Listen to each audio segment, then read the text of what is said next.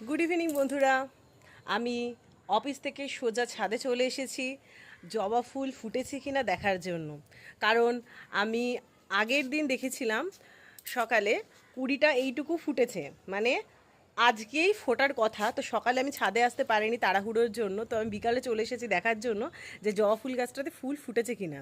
এটা হচ্ছে হলুদ জবা, এটা নতুন গাছটা কিনেছি আমি, তো ওইটাই দেখার জন্য চলে এসেছি।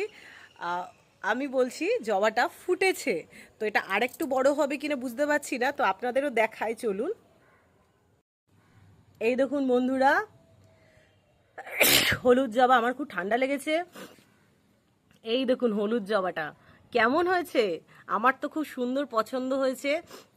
এটা আমার বর কিনে এনেছে, আমি হলুদ জবা বলেছিলাম তো ওই জন্য নিয়ে এসেছি। আবার একটা পিঁপড়ে ঘুরে বেড়াচ্ছে, আপনারা কি দেখতে পাচ্ছেন?